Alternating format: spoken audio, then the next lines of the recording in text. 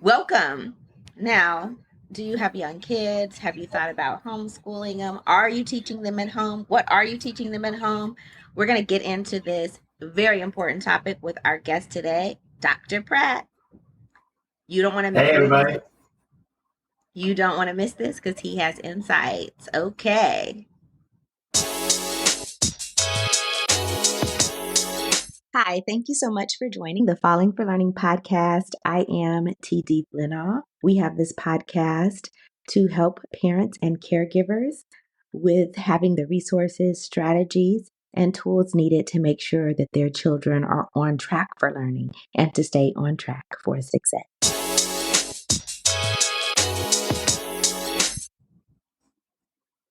Okay, here we are. We are ready to begin. This is Dr. Pratt. He is a social media strategist extraordinaire, and he actually happens to do some homeschooling with his daughter. And we're going to hear about all his insights. We're going to give you information about how you could work with him. Dr. Pratt, welcome. Thank you for having me. I do want to hopefully let the audience know that I want to learn as much as they learn. So I would love to have feedback after the watch in the comment section to let me know that I'm not the only person on the planet dealing with a hyperactive toddler. And I think that's one of the biggest issues is that we're parenting kind of in this concept that it's just us. Like we're the only ones. Like everybody else's kid seems totally cool, and they're learning at the right rate, and they're meeting all their metrics. And it's just our kid that is a complete fool. Like it's just ours. Yeah. It's not the rest of the world. So I just don't believe that. I don't believe it. But I think as a community of parents who have hyperactive children, we're doing a bad job of supporting each other and letting each other know it's okay. You're not alone. Mm. Okay, so this is some good insight. So he, is wanting some feedback. Please put some comments in the chat. Like let us know if you're having some of the same issues. Now, we I know Dr. Pratt because he is part of a community that and he's his own community even. But again, like I said, he does a lot of social media work and helps me with some of my work, of course. And we wanted to always find out from our guest what made them fall in love with learning. So tell us about yourself as a kid. Oh, wow.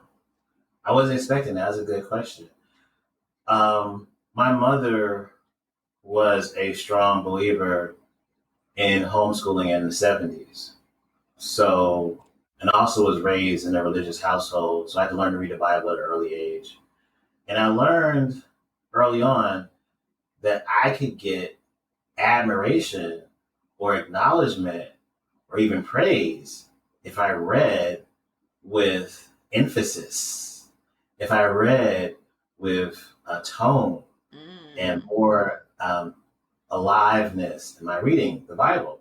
People would clap, and I was like, oh, so I don't know why, but as a child, that made me smirk and smile.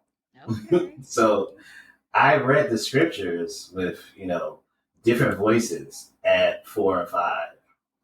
So back to your question though, what I guess made me fall in love with learning was the power that I could have to influence adults Mm. by them discovering that, oh, Martin knows how to read. And not just that, he can read the big words. And not just that, this is going back to I was born in the 70s. So there was a famous kid in the 70s had a TV show and he looked like me, was chocolate like me, had big cheeks like me. So people thought I was him sometimes. I had a big afro, as you imagine. Okay. It's the 70s, 71. Wait a minute. So Tell me who this child actor is that they I think it thought was you looked Rodney like. L. Ripley or something. Rodney, I can't remember his name. He had it's I have to do the research because I didn't. The big closest thing I could say to him is like he looked like Gary Coleman. He was the '70s Ah. version of Gary Coleman. Mm. Okay, And so this they is thought you early were a 70s. celebrity. Okay, so you were doing it. Right. So back in the day, we know people do stuff for the gram now, right? You were doing it for Exactly, you were exactly. doing it for that Exactly. audience, getting that little lift up for, In the real world, in front of the librarian. So I would always go to the library to get new books. Mm. And they would be, oh, you can't take out Moby Dick or whatever book I wanted. It was like Agatha Christie or something. I was some adult book, right? And they would go, you can't take that out. I would say, can I read? If I can read for you, can I take it out? I said, oh, sure. They're like, yes. Negotiation. Okay. And I read, they were like, and I just didn't read. I read, she was worried about the sound. The And so I was this little drama. kid, chocolate with big cheeks, big afro, and just, so it was very much for me when I saw Hollywood understand that little chocolate black boy on these shows. Back then it was the TV shows, comedy shows. I was living that life in real life, in getting things I wanted, because I couldn't just. It wasn't because I was a problem child or acting out child. I was actually doing what society. I was exceeding the level of expectation society had for me. Because again, this is the '70s, after the riots, burned out hood in Newark, New Jersey. Empty apartment buildings, and I would go to places that were learning institutions or learning places Mm-hmm. or courthouse or whatever, and they would be surprised that this child who the community looked like the news would say, was just, we were dilapidated, we were depleted, Can we you had stop? lived through the '60s. So you keep, so this, okay, so tell us about, like you said, the neighborhoods were burned in the Yeah, 70s. the Newark, New Jersey back then. This was after the riots. Which So riots? the riots of, I think it's '69 or '6. So I was born in '71. So Okay. I when I came to the planet, it was hell. Hell had just happened. So I grew up thinking that abandoned apartment buildings and mattresses outside and broken glass was normal. That's what I thought. So when I went into those institutions that were there to serve the community, they were shocked that I could be educated. So that's when I fell in love with learning, because I realized I could go further in my child mind than I could normally if I showed up as a learned student or a learned person. And Mm. that power, I at some point later on in my life, but not now, I relished that power. At some point, I discovered that it was all power ain't good power. But for, I would say, 10 years of my life, I realized I could get anything I wanted on the planet by being educated. Wow. This is such a different answer than we've I had. know you didn't expect to meet the black Lex Luthor. This is a spin on this, like most Mm-hmm, people talk about, mm-hmm. a parent really getting them into it. I'm Yeah, like, that that it's was me. intriguing. Thinking about what it Yes, can get you, the power, like you're defying odds or, what's expected of you. So I I love. really Say that like again. that. Defying odds. Defying odds. Yeah. No, so I mean Yes.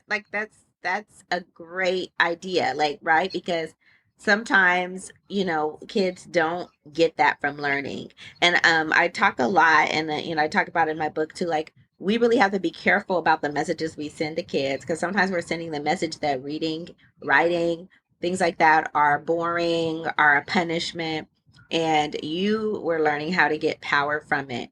Now you did tell us that you were reading at 4 and 5. Like, now, how was that possible? Are you just a genius, or what do you remember about that process about learning to read? You know, I never questioned it. I grew up with two parents who read, who were readers. We had a library in the house. Our Mm-hmm. apartment, first apartment we had was a apartment, but back then our apartment was, I would say it was 2 bedroom. Well, no, it was probably like a 3 bedroom. But we had two other rooms, my father's office, and so it was about like a 4 bedroom with two Mm-hmm. bathrooms.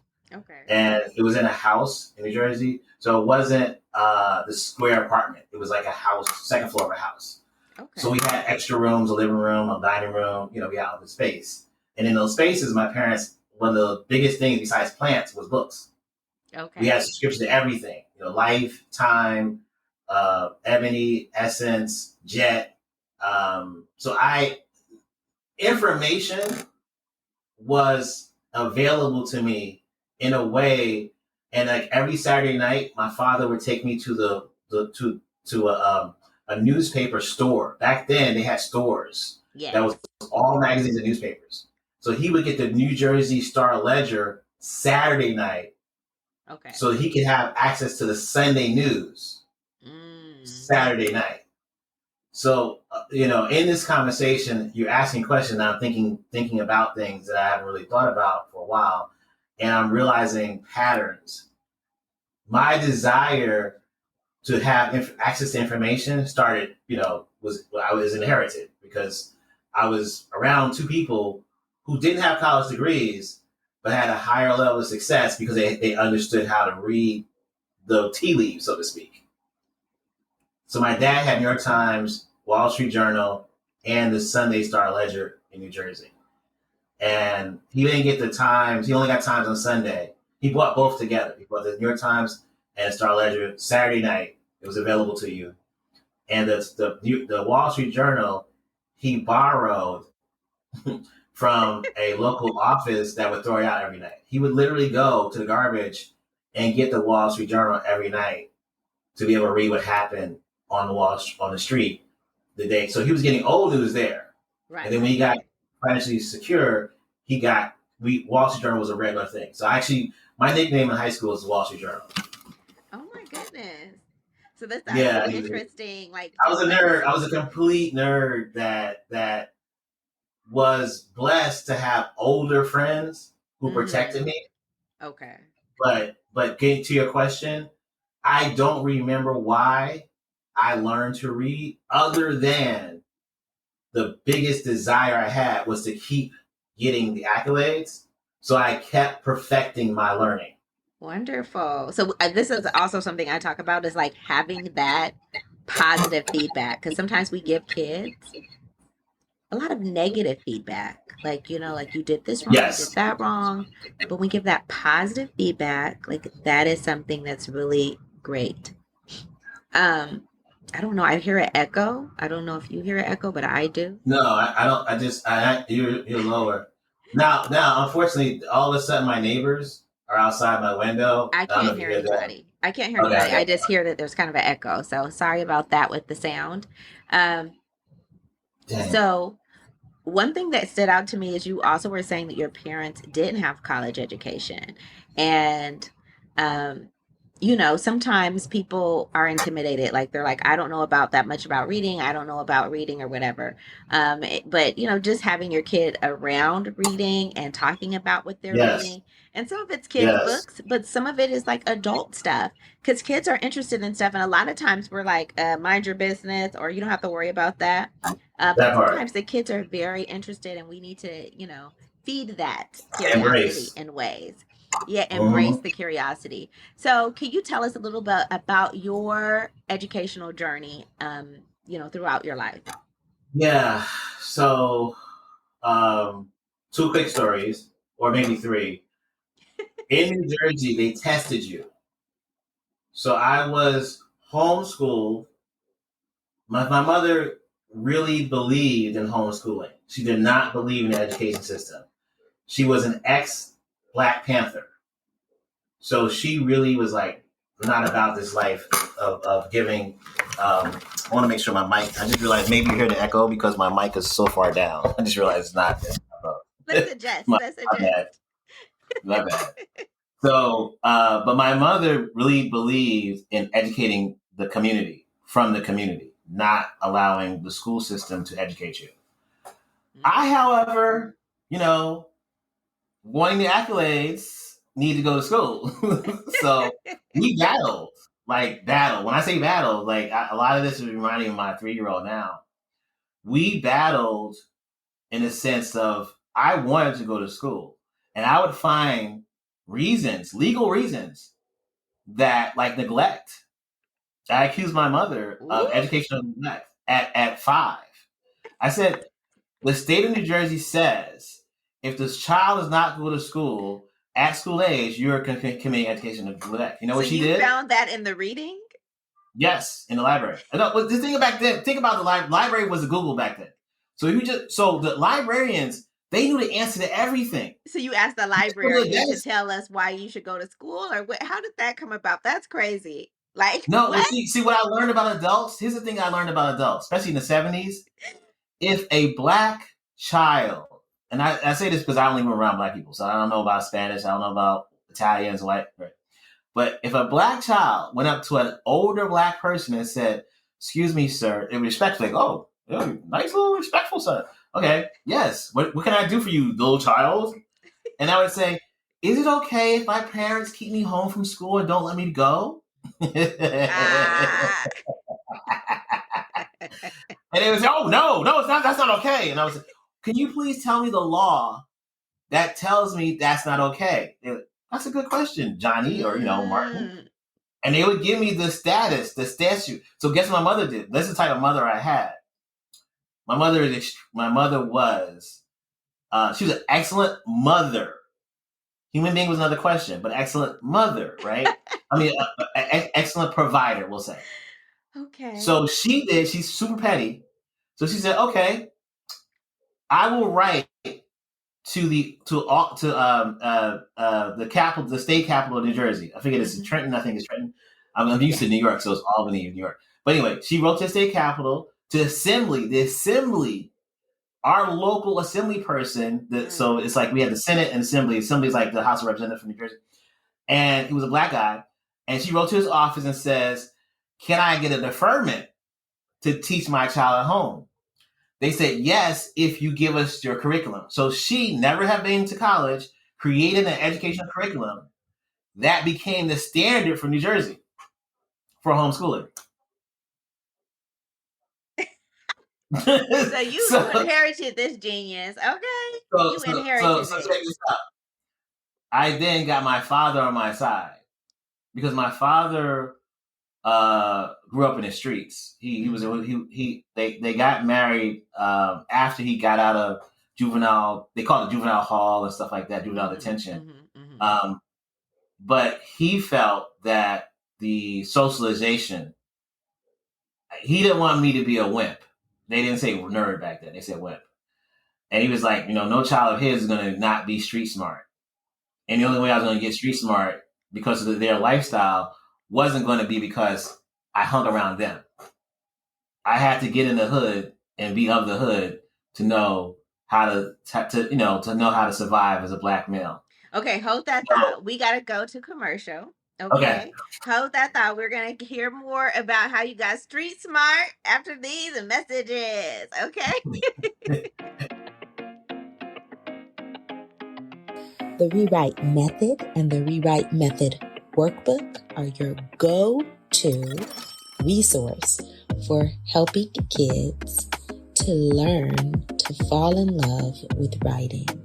It has the tips, tools, resources, strategies, and skill-building activities to help kids fall out of writing hate and into loving to write. Get your book set today.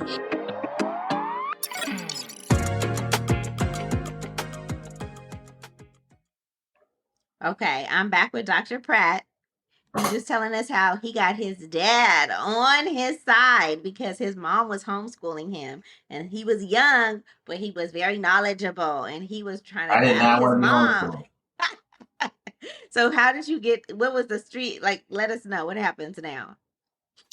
So again, just to recap, in case you just joined, because I shared our live out to 2 different communities, and in case anybody's just coming in, I eventually got skipped in school. So they would test you in New Jersey before you got into school, and they would place you in your right grade. Okay. If you were in a certain district. So in my district, you were standardized tested at 5 and 6 years old to get placed into the right school, right classroom. And I got placed into gifted and talented, they called it back then. And so I had a high standardized test. I always could take tests. I didn't even know what a test was, but I knew the answers to stuff. And because I could read, you could guess the right answer back in the 70s. based on the tone of the question. So, you think if Johnny would want apples, okay, want apples, uh, he has five. If Susie doesn't want apples, how many is he going to have? Five, because Susie don't want them. It's like, and I would actually. This is my thing. Not now. Not. I don't do this y'all now. But back then, I overwrote things, meaning that I gave answers above and beyond what was required. Okay. So that would give the person a snapshot into my thinking, and that did two things. That got them on my side, and that impressed them. So I would always, in pencil, write in a little bit more. Because remember, I'm homeschooled. I had to hold chalk at 3. I had to learn how to write on a blackboard. We had a blackboard. Let me tell you how my mother did. She put a damn blackboard on my door. I had when you open my bedroom door, there was a blackboard that would blah, blah, blah, blah, blah, blah, blah. So like it's this so my perception of my childhood before I was 6 was I was in prison in an educational institution called home. That's what I felt. Heavy. And so my father, remember, my father went to juvenile detention. He grew up on a street called Prince Street in New Jersey. Say it again. And Newark. Prince Street. So when you look at the gangsters of New Jersey, the black mafia family, that we had a black mafia family in the 70s. All the gangsters came from his block. I watched that show, BMF. No. Well, that's a different BMF. That's the 90s BMF. Yeah, the original BMF, the OG BMF, was from Newark, New Jersey. Because Newark, New Jersey is also where the Sopranos came. The Sopranos were based on a family called the Imperiale family. So the Tony Soprano is actually a real person, and that person lived in Newark, New Jersey, on a different side of town. Okay. So we had the black Sopranos, and and my father was one of those, one of the street guys for the black crime families, and so he was not about letting his child, not get indoctrinated into the world. And it reminded my institution, my mother teaching me at homeschool, reminded of how he was institutionalized. I see. And so he was not, happy about that. But check this out. My dad loved my mother so much because she taught him how to read. So it was a very unique childhood. That would definitely do it. That make them feel indebted to someone. Yep. Wow. Yep. He respected her. And when my dad started flipping real estate, he taught her how to flip real estate. So when they were a good couple. I didn't like that they were a good couple because I couldn't really play them against each other. In between them, it didn't happen. Yeah. And so I'm doing that same thing with my daughter now. As a 3-year-old, she tries to play us, and she bounces from one to the other. And my daughter's not home right now. My wife and my daughter are at the Bayou, but I'm in Louisiana. They're in a different town, totally, but it's really close to the water. And her uncle just called me and said he's acting worse than she is, and she keeps running back to her mother because she's a toddler and she likes to try to play you. She's very smart, 3-year-old. She thinks she can get away with murder, and he's acting like a 2-year-old to her. She keeps going, "No, I can't deal with this nigga. He's crazy." I was like, listen, do what you gotta do, So we gotta keep this kid in line because she's out of control when it comes to her thought process. I'm seeing myself in her to some degree, but even worse. Like it's scary because I would never try that. Give us a situation. Like, let's hear it. She goes into the refrigerator because she's 61 pounds and she is 50 inches tall. So she's 3. She's like a mini athlete, like a mini version of Amazon. And so her arm strength is incredible. She can push a weight of 25 pounds. So, and the thing is that she throws around her weight, but you know how somebody that knows they can do X, Y, and Z, they don't even think, like, there's not even a question.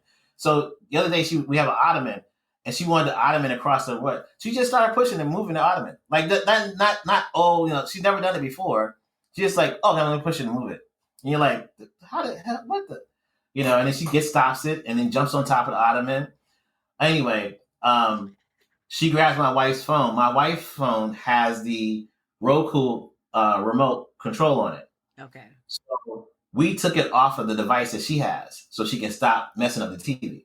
She grabs my wife's phone and we hit the app.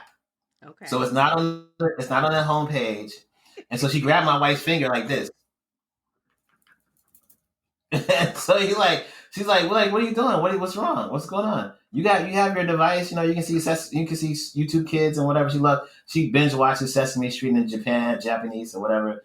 And she's very much like an anime kid to some degree, like at 3. She's just, loves other languages, loves watching those videos where the cap, the bottle and the cap meet and they, make the clicking sound. So it's almost ASMR, but also at the same time it's colors.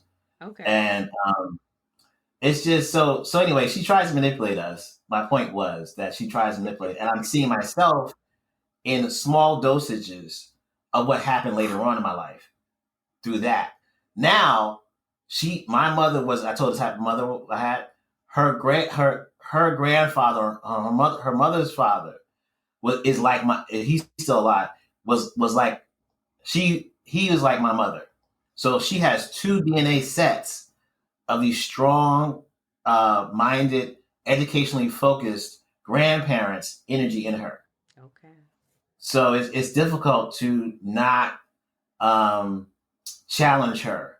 You can't just say no. Her name is Zora. No, Zora. I actually have to. Also, a good example, even better.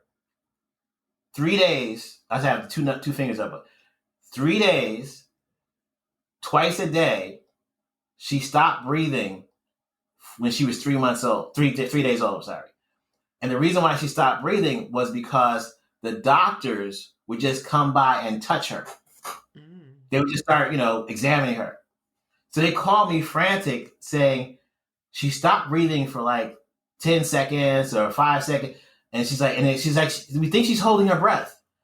So I said, she has these grandparents that were stubborn and stern and they didn't take any mess. So you need to identify yourself as to who you are and what you're going to do. And it should be okay. You're like, what? The fuck? What are you talking about? They called me back. Yo, it works. Yeah, I know. So we had a website up. We took the site down, but it was called For Zora because she stayed in the hospital 80 days. Mm-hmm. And she was born not breathing again for 11 minutes. So the nurses took turns and did the breath of the blowing in the breath and pumping her heart until they got adrenaline. Once they gave her adrenaline, she took off. Now then she was in a tube for I think 2 days to make sure that her brain swelling, whatever. So she had at one point in her life she had 16 doctors that was in charge of her. So at the end of that time period, at 6 months old, they were like, she's going to be deficient, learning disability. There's going to be all these problems. She had no problem, no vision problem, no lung problem, no brain problem. In fact, the last doctor's appointment we had with the Children's Hospital, the neurologist was showing me her scans and was talking to me. Zora is 6 months old. She's sitting on my lap, just me and Zora in the doctor's office, and she's looking at me like, does this bee know that I'm here? So the doctor figured that out. She was a foreign person. And she said, is she looking at you with a disdain on her face? I said, yes. You're not addressing her. She said, oh my God. So, foreign people who are not of America, they're a little bit like, whoa, black kid acknowledges stuff, right? So she's like, okay, fine. Miss Zora, you are the, and so Zora goes, at 6 months, she's right. I know. She's like, so anyway, the doctor's saying, I don't see anything wrong with her brain. And she's like, this is the example why I believe she's fine. So that's Zora. And I'm living in this conversation. I'm reliving my life and you said my educational journey. Yes. And how I cannot drive by a parent this child. There's no moment that I can't teach her something. It's unfortunate. I wish I could. I cannot not take a break and then at the same time challenge. Did you get it? Did you get? She's like, she'll come by me and she'll tap my hand, and I'm like, what did I do wrong? And she'll smirk at me. I said, oh, I didn't say I love you, and she'll, whatever, and then she'll walk away. And I have to leapfrog. What I try to do with my child is I try to get ahead of her, and I'll say, but make sure you go do that to your mother too, because your mother loves you too. And so she's, oh right, she does. My mother, okay, and she runs to her mother.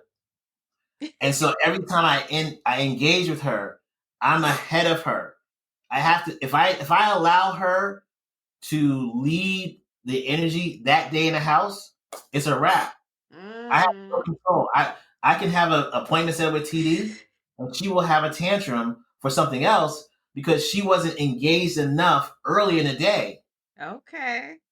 Yeah, my And mom so says you got to be smarter than your kids. You got to be smarter. at 3, like this, and I'm watching TikTok and I'm watching Instagram, and I know I'm not the only parent with this because there's a lot of different accounts that talk about these 3-year-olds or 4-year-olds or 5-year-olds do not They're give a F different. They're about your different. feelings. Yes, they're different. I call them the returning generation. We have had examples. There was a 3-year-old 3 years ago. If you just Google 3-year-old who sold lemonade, 3-year-old lemonade, North Carolina, and diapers. This Okay. girl created a lemonade stand to sell, and she donated all the money she created to the homeless shelter to make sure that babies had diapers. And when you see the picture, she has her Mary Jane shoes on. She's barely can carry this box of diapers, and she looks like she's walking across the bridge in Selma. Okay. This little 3-year-old looks like she is not. She won her local city's Civic Person of the Year award.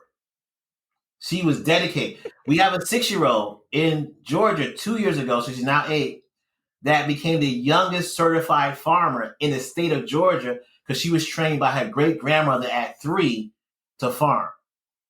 And I have 2 or 3 more examples of this. So you It's a call them phenomenon. returning. So they're like reincarnated. I'm raising my great great grandmother. That's what I believe. Ooh.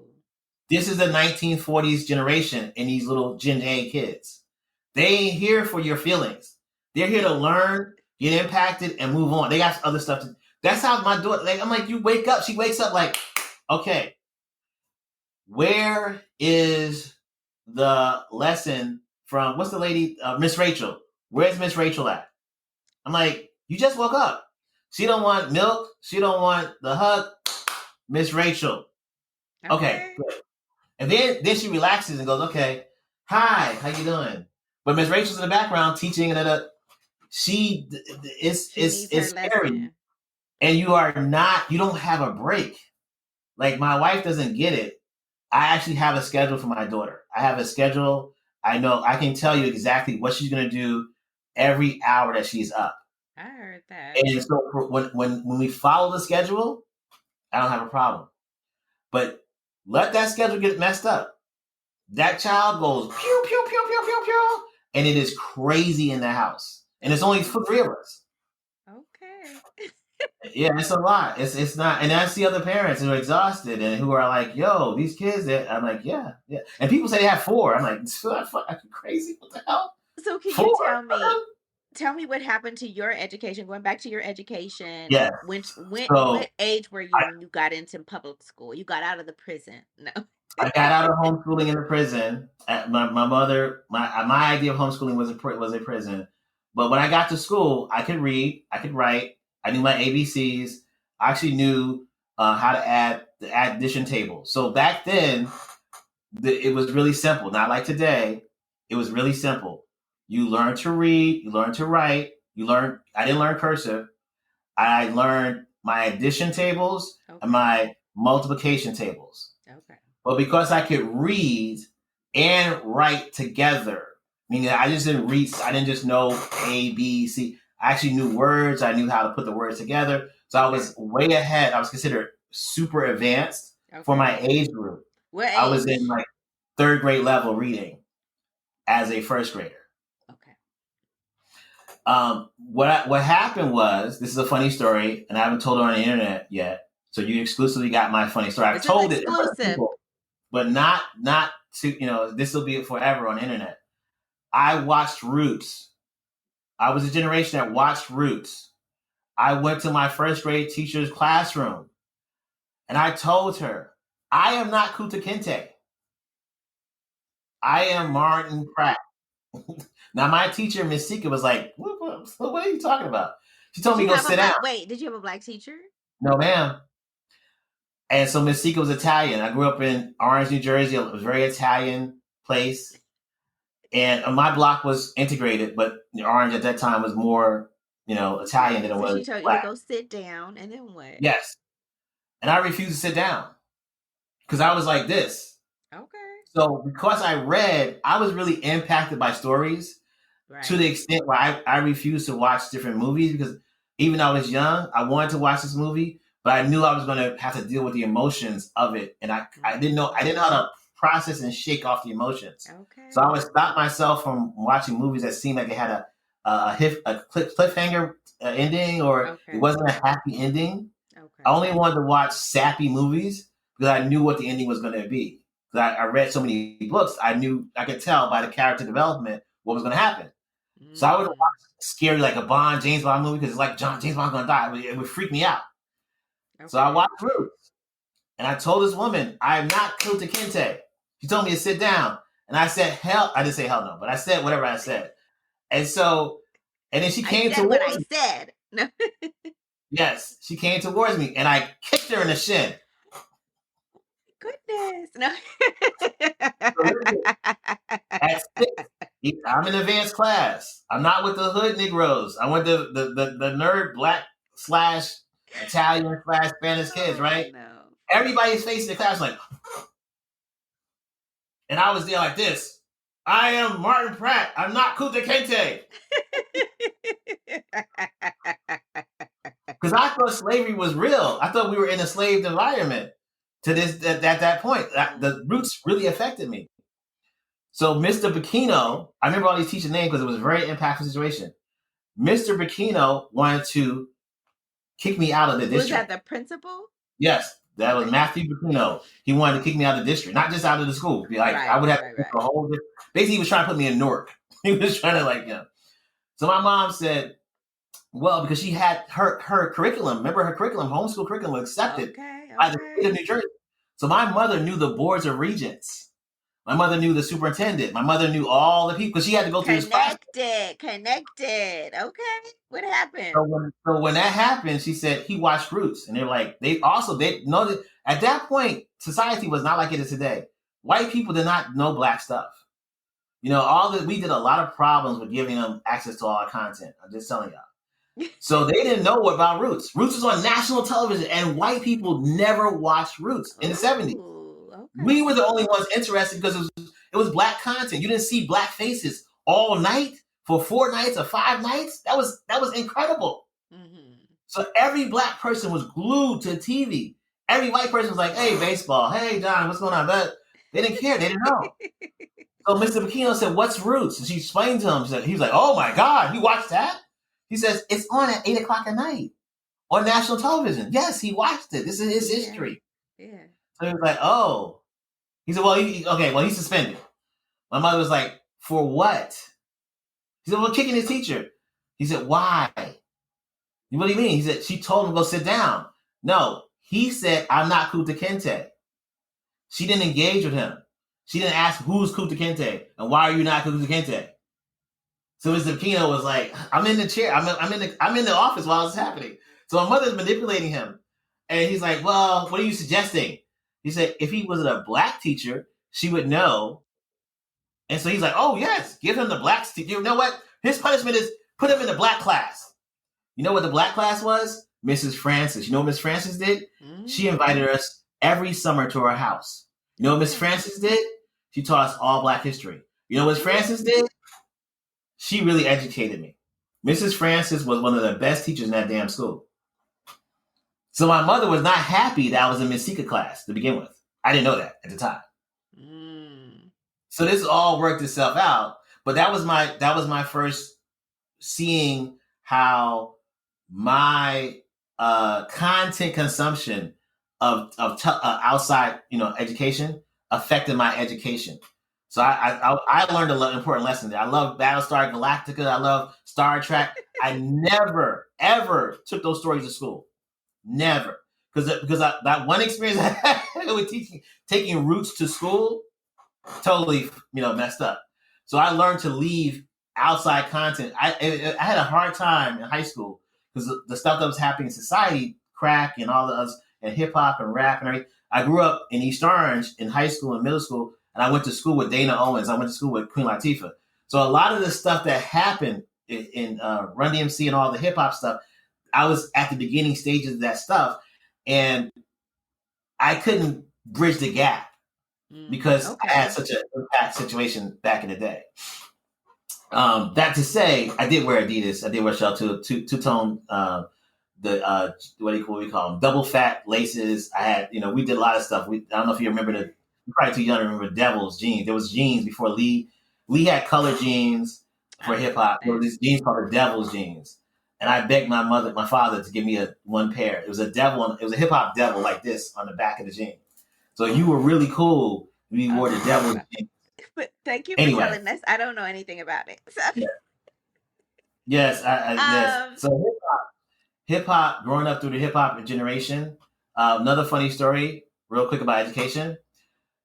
I went to a technical vocational high school. Okay.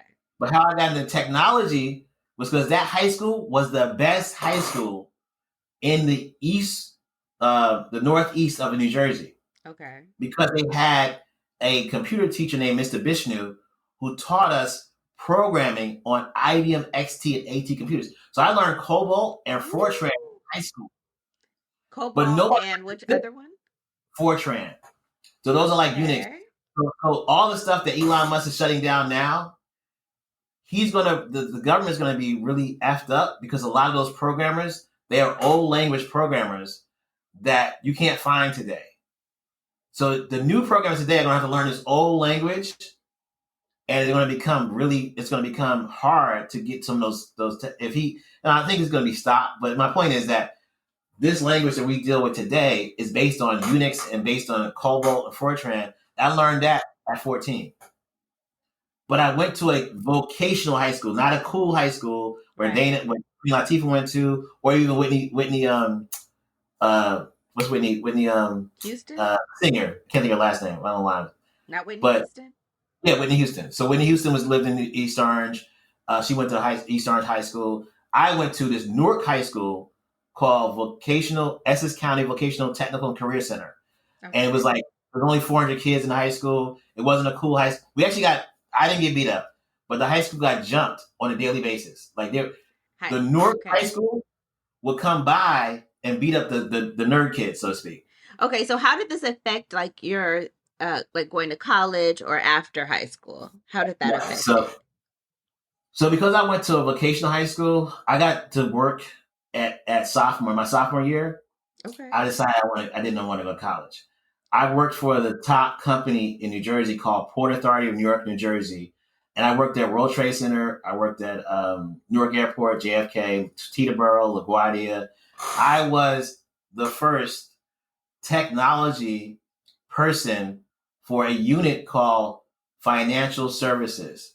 They were in charge of the gate, all the fees that the Port Authority collects from all these companies that do business with them. That unit was there for reporting to the board about what today's money came in. Okay. Back then, they were still doing things by hand. So what I learned in high school with the IBM XT, when the IBM AT, the first computer with a hard drive came out, I learned how to program, and it was simple, just installing a program. But I learned to program something called SuperCalc. SuperCalc was the predecessor to Lotus 123 and then Excel. Okay. SuperCalc, DBase Plus, and a word processing program called WordStar 2000. This was in 1988. Oh, that's sorry, I graduated in 88. This was 1986. Okay. So I installed these programs for what was called financial analysts to use, and they were old white men who were using this scientific calculator, the HP calculator, and these books with green paper in it. There was a printer called the Oki Data dot matrix printer. Go. I had to install those things in each of the units and As then a teach them how to use it. sophomore. Yes. Wow. That So I resume actually had is a car service that amazing. would pick me up. I had a car service to pick me up from high school and Okay. take me because I had security clearance to get on the tarmac. So the financial services units for back then they were in the traffic control building. They were Okay. behind the gates and all that stuff. So the security guys, it wasn't like a nice car service or anything like that. It was a car that had the word Port Authority of New Jersey on it, and they would. It was quicker for them if I took the bus and came to the airport, not World Trade Center, because World Trade Center you get on the PATH train, but all the airports they have service roads to get to where I had to go to. So it was Okay. quicker if they picked me up from school and took me straight there than for me to go take the bus and do that stuff. So anyway, so that made me realize I didn't want to go to college. I was in what do you call it? I was in a advanced class to get into Rutgers and also to get into there was a 2-year college called Essex County College. So I could have an associate degree when I graduated. I have an associate degree when I graduated at 12th grade. But Okay. the program was you graduate at 12 and go right to Rutgers.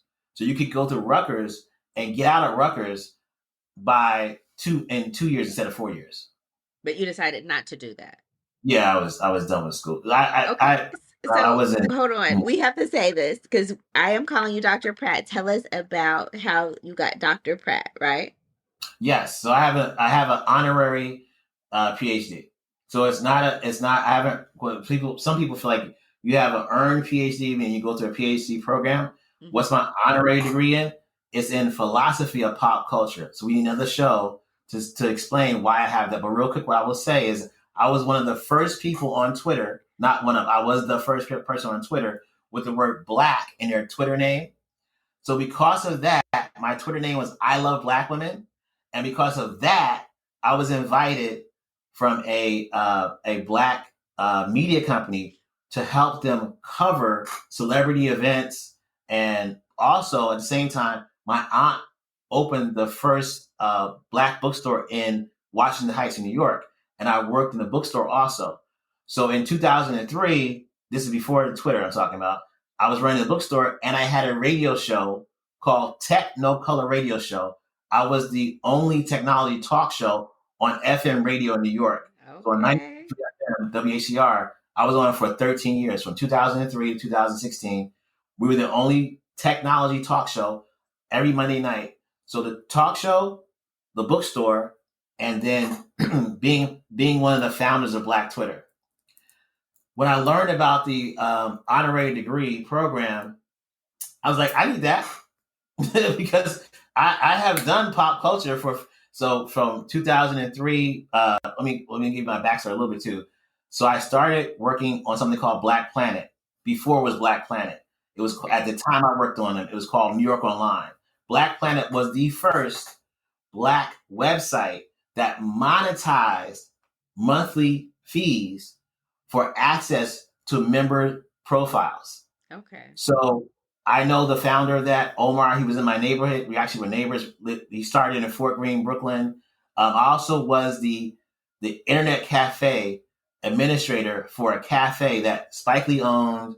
Dana and her mom were investors. Queen Latifah, Tracy Chapman, and Alice Walker's daughter, Rebecca Walker. The cafe was called Cocoa Bar, Oh and my that was in goodness. Fort Greene, Brooklyn in '96. So if you That Google. resume doesn't disappoint, Dr. Pratt. Whoa.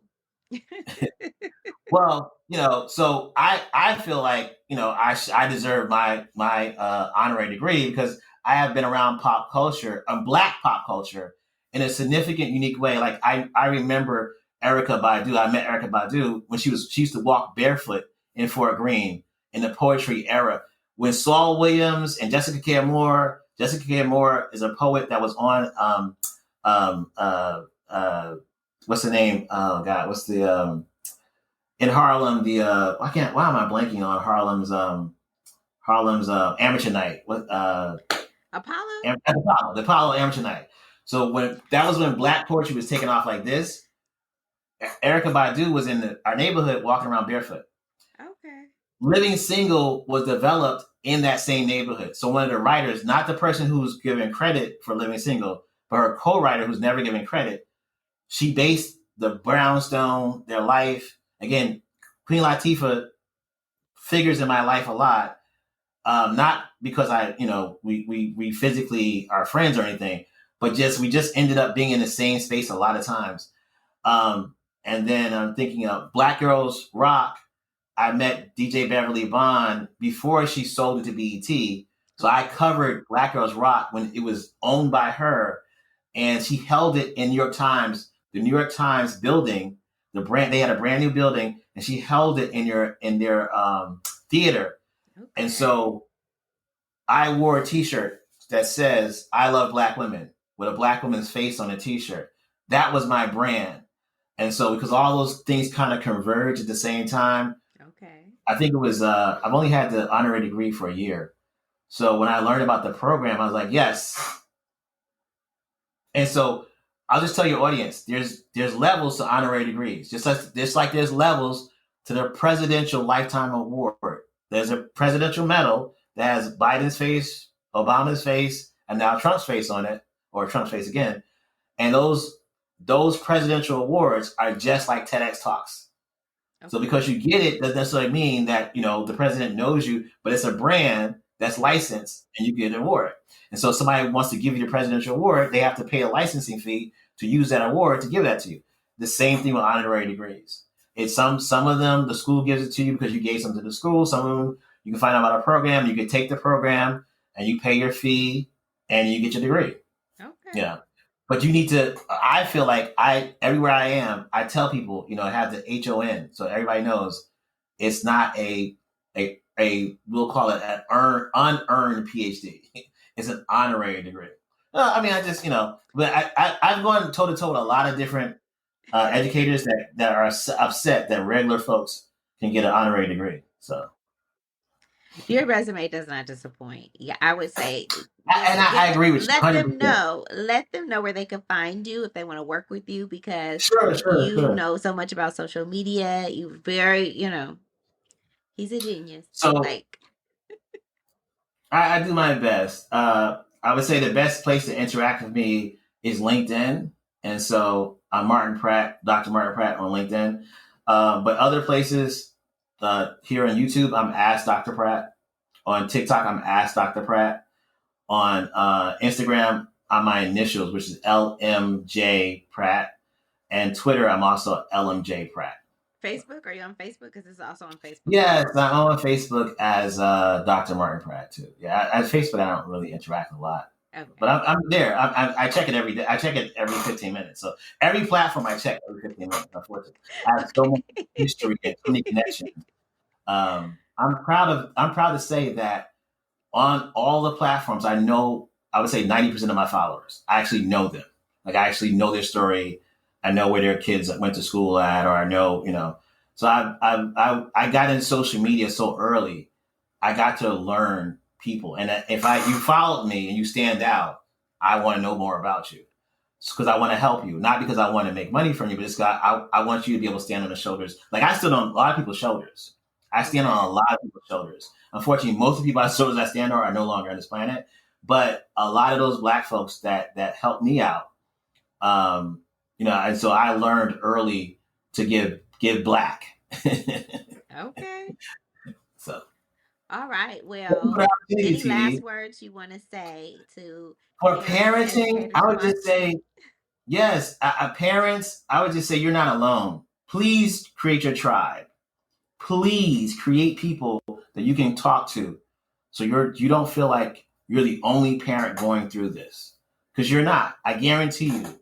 Whatever your child's putting you through, or whatever your grandchild's going through, I swear to God, I'm so happy to be alive at this moment in history, because I'm learning so much about the shared experience that we all have, but we don't talk about, Okay. And it's like it is one of the things I like to leave people with is real quick. Google, is your brain or your heart stronger electricity wise? So just Google, is my heart stronger than my brain in electricity? And so your heart, Okay. it is more electrical currents running through our hearts than our brain. What does that mean for centering our life? What's in your heart? Not what's in your head. So when you're struggling and facing issues, go to your heart. Protect your heart, because your heart is beating and is the strongest current we have in our body. That means that your love you have for your child is going to help you deliver that child to their adult passion, purpose, no matter what the F your brain is telling you. But if you don't know that, we'll stay in our head going, oh my God, what's this child going to grow up? Blah, blah, blah, blah, blah, blah, blah. And then people in our life are like, oh my God, your child doesn't sit down. Oh, your child's not talking fast enough. What's in your heart? So, and that's a great way to stop people from saying stuff to you. You say, I get it. Tell them the fact about the heart and ask them, excuse me, auntie, what's your heart desire for her? Oh, I want her to, okay, great. Stay there. Why does it? Because your brain has less electricity. It's not as important. But what's in your heart, and usually, hopefully, everybody in your life, their heart is in the right place. And there's all these sayings that we people say that makes a lot of sense now, but it didn't make sense that I'm on this planet 53 years. For 53 years, I'm thinking the brain, what's in my head is the most important place. It's not. Okay, well, that's a word. He left us with a word, right? Now, make sure you go and follow Dr. Pratt. Get in contact with him if you want to work with him on social media, because he has so much insight. And make sure that you, parents and educators out there, do something today that gives your kids a competitive advantage. Thanks again for joining us. Thanks again for supporting the Falling for Learning podcast. New episodes go live every Saturday at 5 p.m. You can watch us on youtube.com at Falling for Learning, or listen on all major podcast platforms such as Apple, Google, Audible, Spotify, and much more. For more resources, visit fallinginlovewithlearning.com. We really appreciate you. Have a wonderful week.